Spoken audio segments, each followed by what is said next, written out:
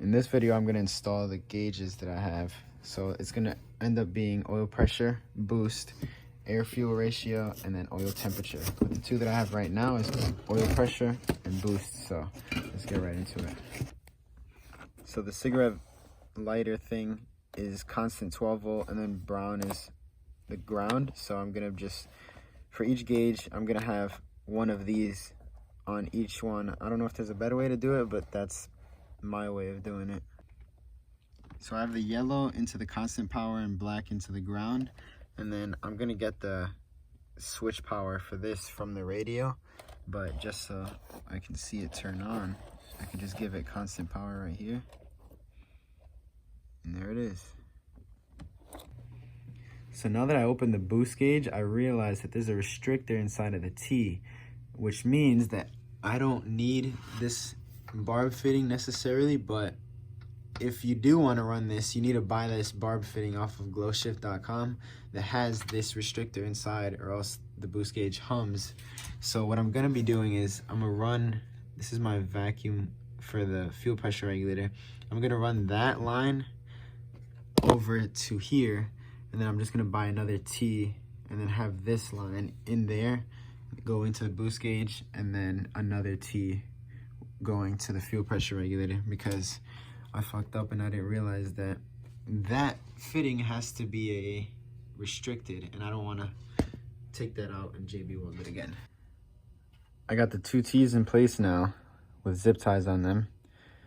T right there, and then this line comes off and goes into the fuel pressure regulator with a zip tie on there as well.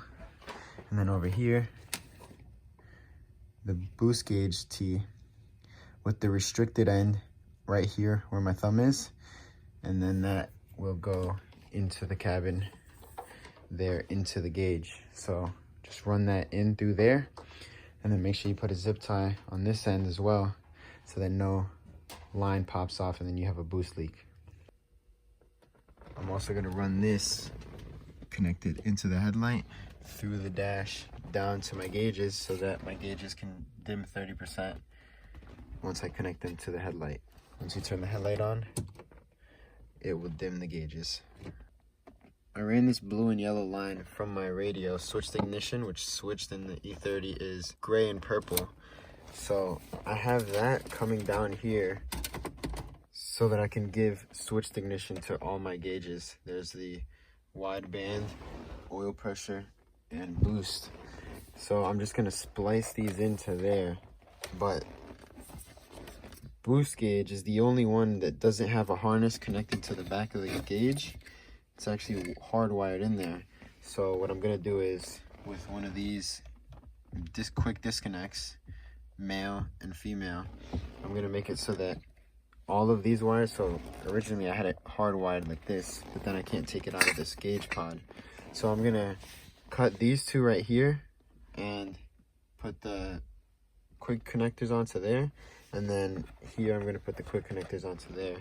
But then once it comes to like this AEM gauge, it has a harness that you can disconnect from there, so you can hardwire those to the car and not have any issues.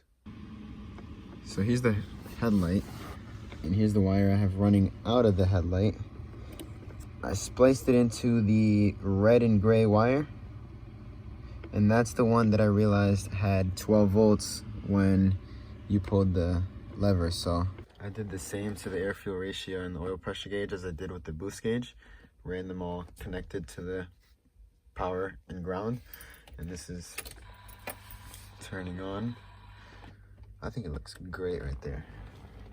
The radio, wheel, shifter, all that set in there.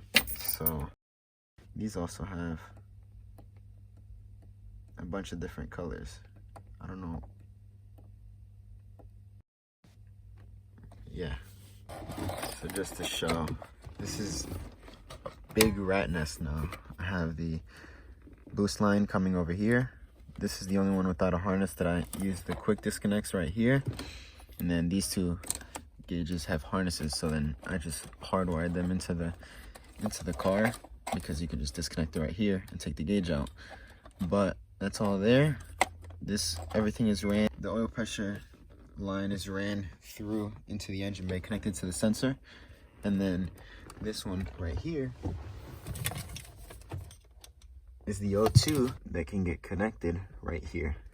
So I just connect those, and then this air fuel ratio gauge should work for that right there. That looks like that might be a boost leak because of that gap right there. We'll see though. I'll keep you guys updated on that because that looks like that's gonna leak. So now I can just take this old turkey neck,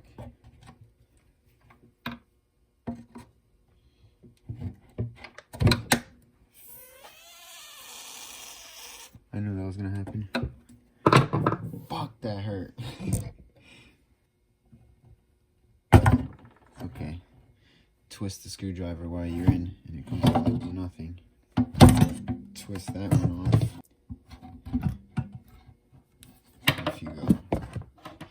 And I can replace these two boost leaks with these two beauties, silicone. Finish the JB weld on there, let it cure. Got everything in for the idle air control. And now I'm gonna put manifold in. Now onto the oil distribution block. I can go install this to where the factory oil pressure sensor is, and I can get my oil feed from there, and I can get my oil pressure from down here. And then down the line, when I want to get oil temperature, I could take out the factory oil pressure sensor because I'm gonna have a standalone, so kind of doesn't really matter. I'm gonna put a little bit of this thread sealant onto the fitting here. What the fuck? So I'm guessing that's all it needs right there.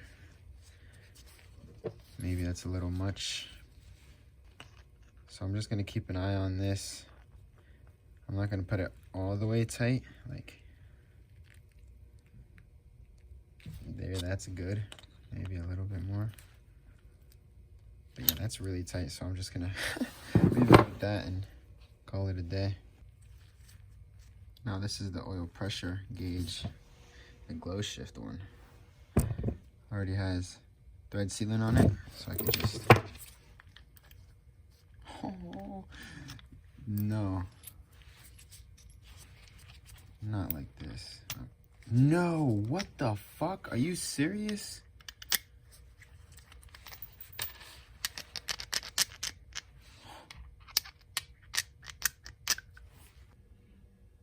These adapters finally came in from China. Ordered them on AliExpress like almost a month ago, and they finally came in. M12 by 1.5 to 1/8 NPT. So that converts this thread right here on the oil block right there, so that this sensor could just thread right in. I got two of them, so then I can get an oil temperature right here. So now I'm just gonna put this in to there. It's a good idea to put the oil feed in before slipping this on, just to make it easier. And it's not fully tight, it still rotates around, but now I can just, boom, it's in. A good old 19 mil with 2 extensions. Slid right on under the intake manifold. Do this when the intake manifold is out. I just needed to get the intercooler video done, so I had to put it on. But now you can see where the feed line can come right over through there, right over into here. Lots of slack, lets you go in front of the engine wherever you like. But this line's gonna come in through there, and then through the front under that little thing and out of the way. I'm getting the 60-pound injectors put in, and I'm just popping that clip off up there, lubing up the O-rings with white lithium grease just so they don't rip, and just popping them in.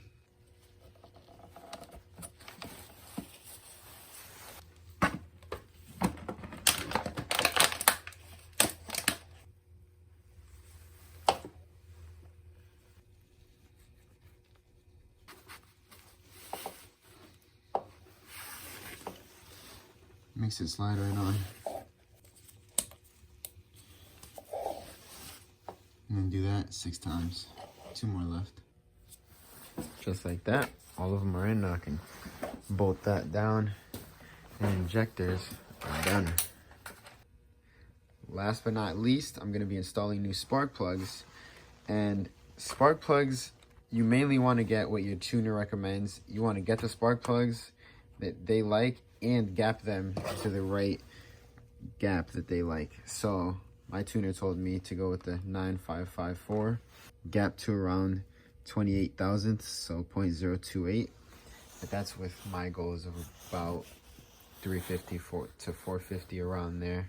So I'm going to install these now that they're fully gapped, and that's the last thing. So I'll just add a little look around. Here's everything. I have a video on how I made this and everything, explaining what cuts and everything I made, but that's for the exhaust video. Tomorrow ECU comes in, so next video will be an ECU install with all the pieces to that, VEM's ECU, and then hopefully we can get a first start. Let me install these spark plugs before that though. Can we just take a second and appreciate how ignorant that is? It looks so cool because I know I'm not going to keep it there.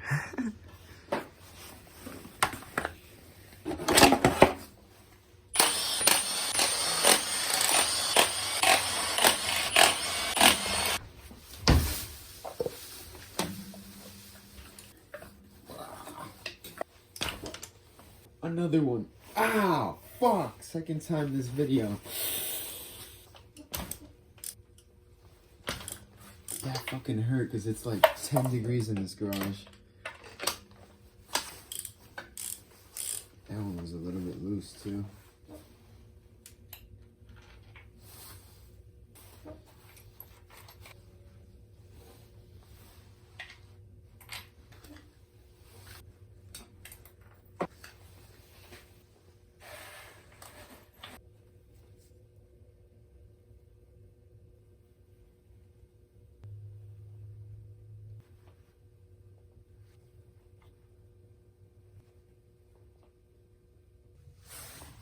These are the plugs that came out of the car. I don't really know how to read them, but that's what they look like. So with that being done, everything for this video is done. Hit the subscribe button if you want to see the next video, which is installing the VEM's standalone ECU for this M52. And tomorrow, technically, I'm going to be starting this car. So stay tuned for that. Make sure to subscribe. Instagram right here. You can see the car start up early. You know, go follow me on Instagram as well. Enjoy.